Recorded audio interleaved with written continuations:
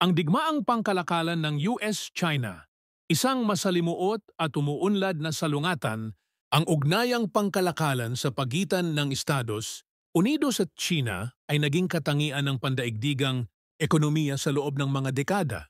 Gayunpaman, ang relasyong ito ay lalong naging pilit na nagtatapos sa isang matagalang digmaang pangkalakalan na nagkaroon ng makabuluhang epekto sa buong mundo.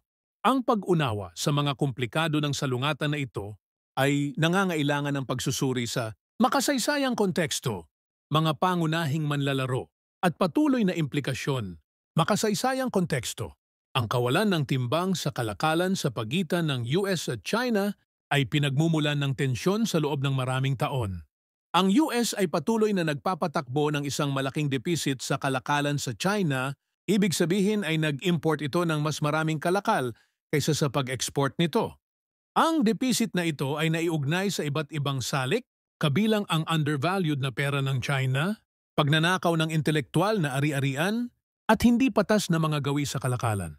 Ang mga alalahaning ito ay tumindi noong unang bahagi ng 2010s na humahantong sa tumaas na mga panawagan para sa aksyon mula sa mga negosyo at gumagawa ng patakaran sa US.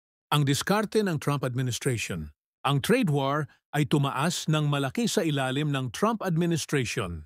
Noong 2018, nagpataw ang US ng mga taripa sa daan-daang bilyong dolyar na halaga ng mga kalakal ng China na binabanggit ang mga alalahanin tungkol sa hindi patas na mga gawi sa kalakalan at pambansang seguridad. Gumanti ang China ng sarili nitong mga taripa sa mga produkto ng US na nag-trigger ng tit-for-tat escalation. Ang panahong ito ay nailalarawan sa pamamagitan ng makabuluhang kawalan ng katiyakan at pagkasumpungin sa mga pandaigdigang pamilihan. Abangan ang ikalawang bahagi nitong video.